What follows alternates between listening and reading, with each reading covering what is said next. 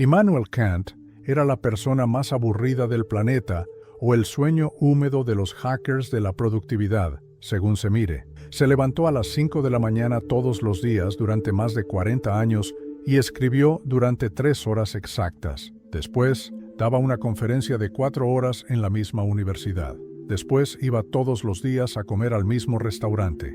Por la tarde, durante el resto de su vida, Kant daba un largo paseo por el mismo parque, siguiendo el mismo camino, y volvía a casa a la misma hora. Kant vivía en Königsberg, Prusia. Lo digo literalmente. Aunque el mar estaba a 1 hora de distancia, nunca se aventuró más allá de la ciudad.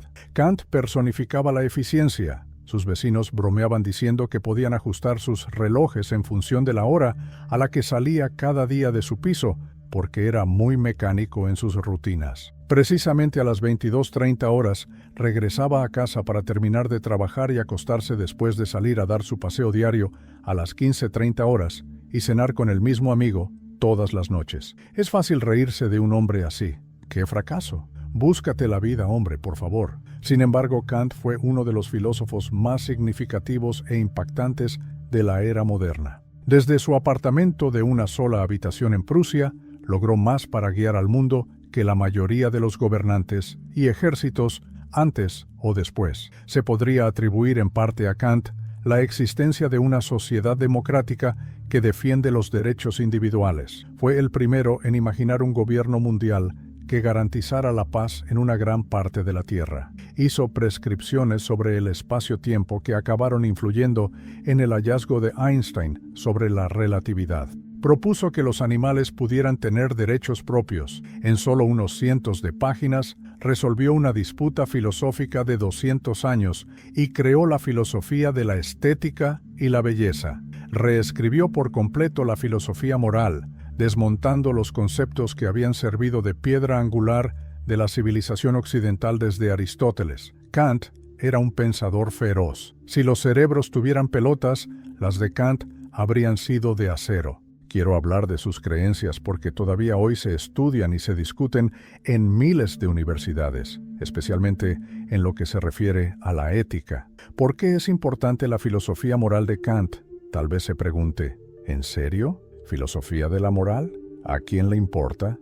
Enséñame un meme de un gato o un comentario alentador sobre una brillante puesta de sol. Efectivamente, existe una filosofía moral. A nadie le importa, dirás. Oh, ¿qué es tan importante? En esencia, ¿estás dudando de la valía de algo? ¿Merece tu atención y tu tiempo? ¿Es superior o inferior a otra cosa? Todas estas cuestiones están relacionadas con los valores y se tratan en el campo de la filosofía moral. Lo que valoramos, lo que nos importa y lo que no nos importa, viene determinado por nuestra filosofía moral. Y nuestros puntos de vista, comportamientos y decisiones están influidos por nuestros valores. En consecuencia, la filosofía moral impregna todos los aspectos de nuestra vida. ¿Comprendes? La teoría moral de Kant es distinta y paradójica. Según Kant, cualquier cosa debe ser universal para ser buena. En otras palabras, si mentir es malo, debe ser siempre malo. No puede ser correcto hacer algo en una circunstancia e incorrecto en otra. Si todo el mundo lo hace, debe ser incorrecto. No puede ser un principio ético legítimo si no es ni siempre correcto ni siempre malo. Kant se refirió a estos conceptos éticos universalizados como imperativos categóricos, que son directrices para vivir que se aplican a todas las personas en todas las circunstancias. Hostia puta. Reglas globales que prescriben toda la moralidad a todas las personas. Sí, ¿te gustaría que las patatas fritas fueran con eso? Suena absurdo porque es muy difícil. Sin embargo, Kant hizo un tremendo esfuerzo. De hecho, intentó varias veces desarrollar imperativos categóricos. Algunos de esos intentos han resistido hasta cierto punto la prueba del tiempo, mientras que otros fueron rápidamente destruidos por otros filósofos. En concreto, uno de ellos ha quedado bastante atrapado, y se encuentra entre las afirmaciones más potentes que he leído o estudiado en mis años de lectura y estudio de la filosofía, la psicología y otras ciencias. Afecta a todos los aspectos de la vida de una persona. Encierra la mayoría de nuestras intuiciones y presunciones éticas en una sola línea e indica claramente el curso de acción apropiado en cada circunstancia, junto con las razones que lo sustentan. Bueno, basta de preámbulos. Esta es la regla de Kant. Actúa como si utilizaras la humanidad, ya sea en ti mismo o en otra persona, siempre simultáneamente como una meta y nunca solo como un medio para un fin. Muy bien, ¿qué coño? Tomémonos un momento para retroceder. Según Kant, la razón era sacrosanta. No me refiero a la racionalidad de un gran maestro de ajedrez o de sudoku cuando hablo de racionalidad, puesto que somos la única especie conocida en el universo con la capacidad de analizar opciones, tomar decisiones y pensar en las ramificaciones morales de cada acción.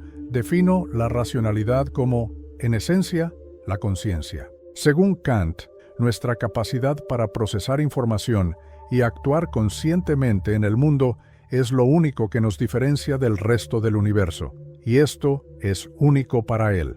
Es realmente muy único. Puede que seamos la única oportunidad del universo para la autoorganización inteligente. Como resultado, debemos tratarlo seriamente. Por lo tanto, el fundamento de todo nuestro pensamiento moral debe ser la razón y la defensa de la decisión consciente. Según Kant, el universo sería un desperdicio, en vano y sin propósito, sin racionalidad.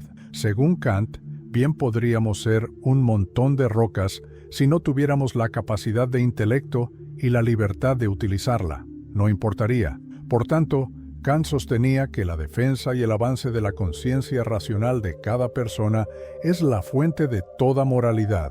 ¿Cómo hacerlo entonces? La regla de Kant arriba. Entonces, para que la regla de Kant sea más fácil de entender, expresémosla de una manera más contemporánea. Cito: cada individuo debe ser visto siempre como un fin en sí mismo, no solo como un medio para un fin. Supongamos que tengo hambre y quiero un burrito. Cojo el coche y me dirijo a Chipotle, donde me sirven mi burrito de carne doble favorito de la semana, que me hace muy feliz. Comerme el burrito es mi objetivo final en este escenario. A fin de cuentas, es la razón por la que hago todo lo demás. Subirme a un coche, conducir, llenar el depósito de gasolina, etc. Todas las cosas que hago para conseguir el burrito son los medios, o las cosas que tengo que hacer para alcanzar mi objetivo. Llamar a un amigo para preguntarle por su bienestar es un medio. Tu objetivo es saber cómo están. El medio de salir temprano de una fiesta y levantarte temprano es tu fin si lo haces para poder levantarte por la mañana. Los medios son acciones que realizamos en determinadas condiciones. Quiero un burrito, pero no quiero coger el coche y conducir. Conducir es, por tanto, el medio de mi burrito para conseguir un fin. Algo que se quiere por sí mismo se llama fin. Es el principal motor de nuestras elecciones y acciones. El burrito ya no sería mi fin si solo quisiera comérmelo porque mi mujer me lo pidió y yo quería complacerla. Ahora mi mujer es feliz porque es un medio para conseguir un objetivo aún mayor. Además, la felicidad de mi mujer es ahora un medio para un fin mayor, el sexo. Si mi único objetivo fuera hacerla feliz para poder echar un polvo esta noche.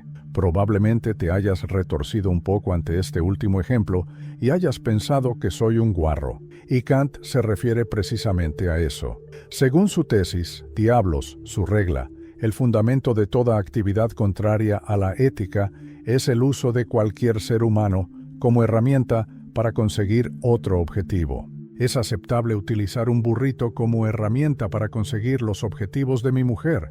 A fin de cuentas, que yo sepa, los burritos carecen de conciencia racional. Sin embargo, ahora estoy tratando a mi mujer como un medio, si la considero como una forma de terminar el coito. Kant también sostendría que eso es bastante inmoral. Apliquemos el sentido común a la regla de Kant. La formulación de Kant cumple todos los requisitos de una teoría de la moral. Sin embargo, va mucho más allá de la moral y la razón básica. En realidad, intentaré argumentar que la regla de Kant se aplica lógicamente a casi todo lo que actualmente consideramos bueno y justo. Eche un vistazo. La siguiente lista no es exhaustiva. Aunque Kant escribió directamente sobre algunos de estos temas, yo he extrapolado algunas de sus ideas para adaptarlas a mis propios puntos de vista.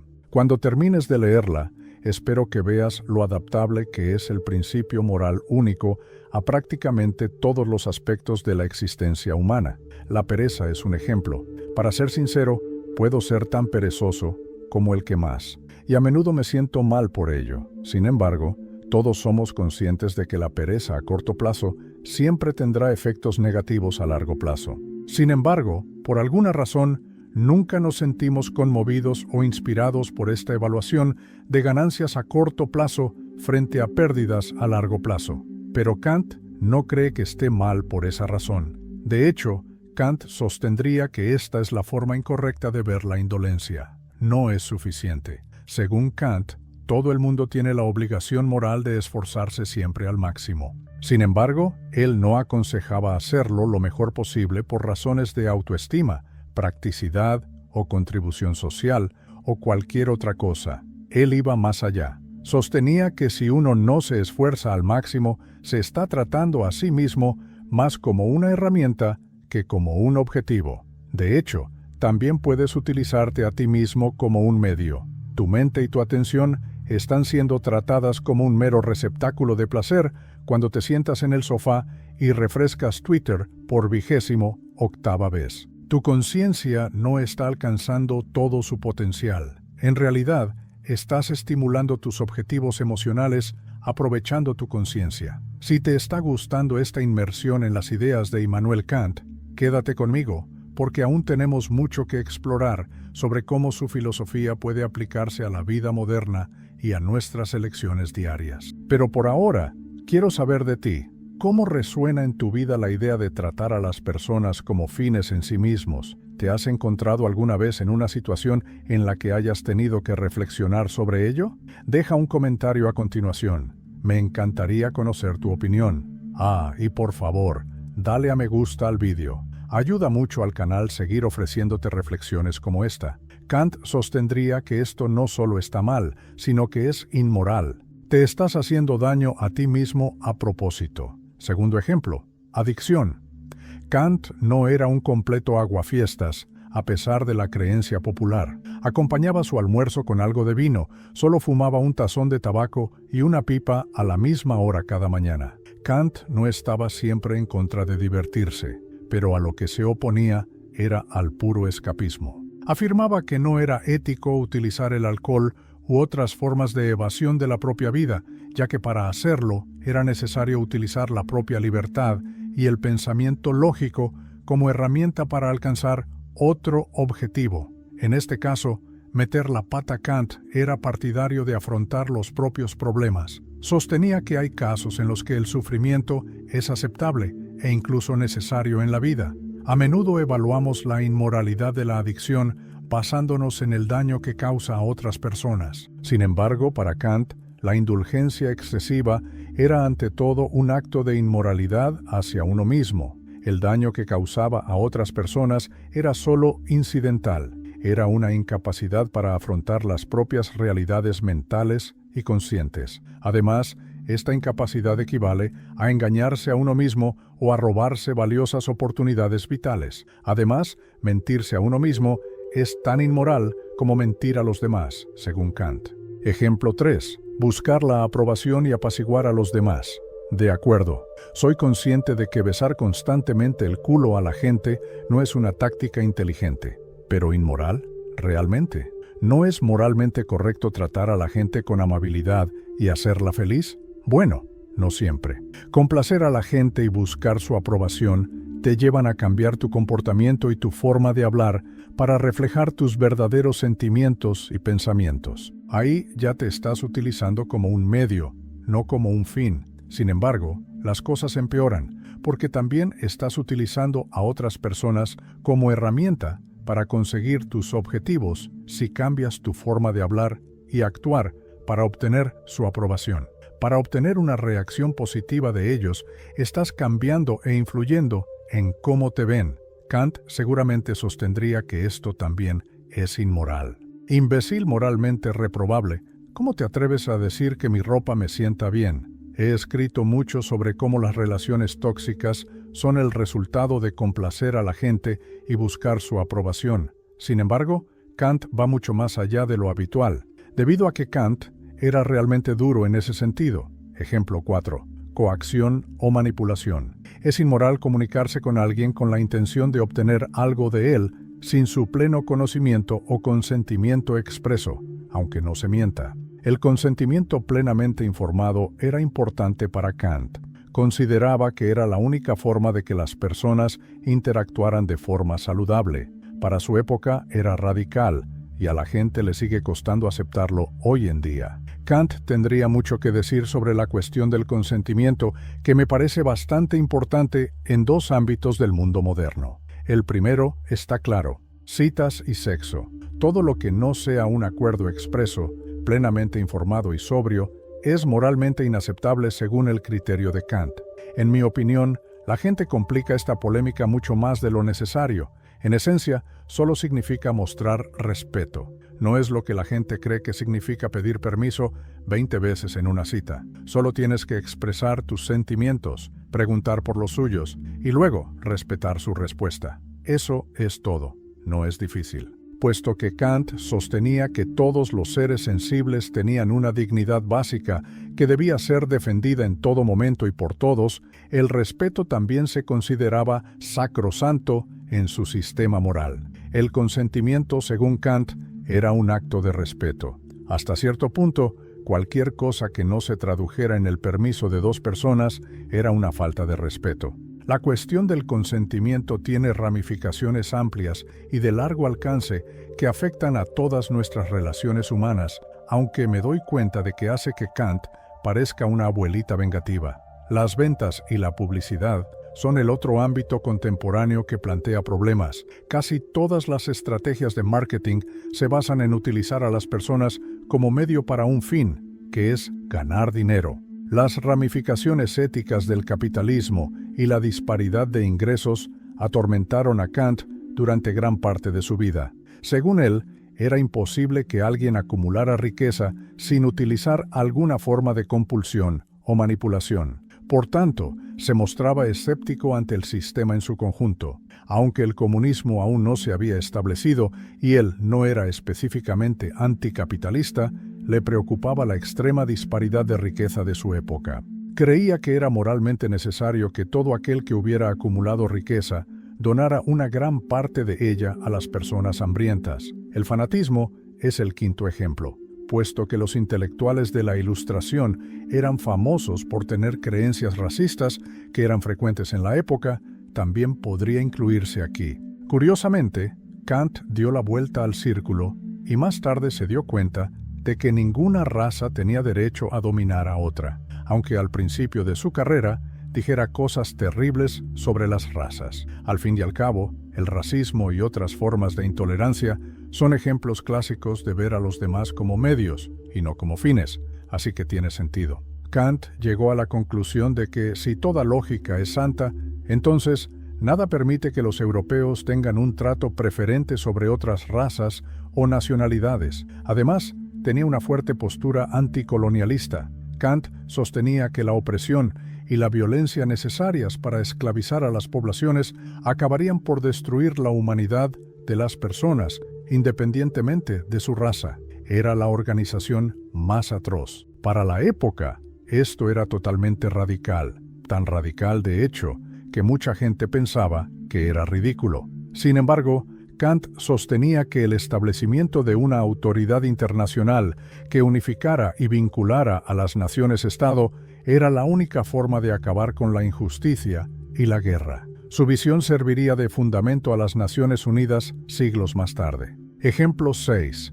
La obligación de superarse. La mayoría de los pensadores de la Ilustración sostenían que la forma óptima de vivir era maximizar la felicidad y al mismo tiempo minimizar el sufrimiento. Utilitarismo es el nombre de esta perspectiva ética que sigue siendo ampliamente aceptada por muchos pensadores contemporáneos. Kant tenía una idea muy diferente sobre cómo hacer del mundo un lugar mejor, la máxima de Michael Jackson, por así decirlo. Porque Kant compartía la creencia de Michael de que uno debe examinarse a sí mismo y hacer los cambios necesarios si desea mejorar el mundo. Sin embargo, Kant utilizó la racionalidad implacable para hacer su punto de vista en lugar de agarrarse la entrepierna. Y este es su argumento. Según Kant, suele ser imposible determinar si alguien merece ser feliz o sufrir porque nunca se puede estar seguro de sus verdaderas motivaciones y objetivos en el momento de cometer sus actos. Del mismo modo,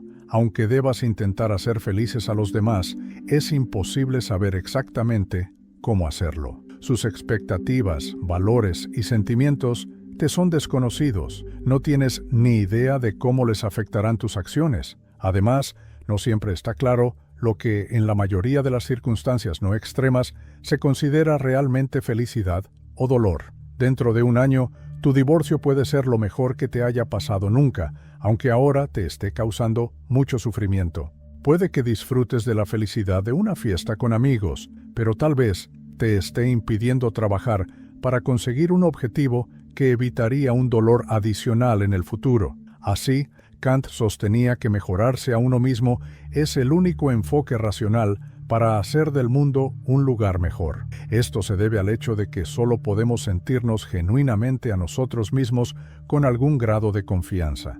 Kant considera la superación personal como un deber, una exigencia incuestionable que se nos impone a todos, y la describe como aprender a seguir el imperativo categórico. Según Kant, la recompensa o el castigo por no cumplir con las propias obligaciones sería una vida creada para uno mismo y no el cielo o el infierno. Vivir según los principios morales no solo mejora tu vida, sino también la de todos los que te rodean. Del mismo modo, hacer caso omiso de la moral causará una miseria innecesaria tanto a ti como a las personas que te rodean. La regla de Kant tiene repercusiones. Ser más honesto con los demás será el resultado de tu mayor capacidad de autoconciencia, y tu franqueza con los demás animará a la gente a ser más honesta consigo misma, lo que en última instancia conducirá a una vida mejor. Esto es válido para todas las facetas de la regla de Kant, incluido el consentimiento, la generosidad, la productividad y la honestidad. Según la máxima de Michael Jackson, la regla de Kant tendrá un mayor impacto positivo en el mundo que cualquier institución o política bien pensada, una vez que sea adoptada por un número suficiente de personas. La obligación de respetarse a uno mismo. Kant vio instintivamente que nuestra consideración por el mundo y nuestro respeto por nosotros mismos están inextricablemente unidos. Las interacciones con nuestra propia psique nos sirven de modelo para tratar con los demás, y no podemos progresar con ellos hasta que no nos hayamos mejorado a nosotros mismos. Como él vería el movimiento de la autoestima como una táctica más para utilizar a la gente para sentirse mejor, probablemente hoy le repugnaría. Sentirse mejor no es el objetivo de la autoestima. Saber que uno vale lo que vale, que todo ser humano merece derechos fundamentales y dignidad independientemente de quién sea, y que toda conciencia es sagrada y debe ser tratada como tal, son componentes del amor propio. Según Kant, es igual de perverso decirse a uno mismo que somos indignos e indignas que decir a los demás que lo son. Mentirse a uno mismo es igual de inmoral que mentir a los demás. Es igual de repugnante dañarse a uno mismo que dañar a los demás. Por lo tanto, no aprendes ni practicas el amor propio y el autocuidado. Incluso si son lo único que te queda, tienes la obligación ética de desarrollarlos dentro de ti. El efecto de la filosofía de Kant.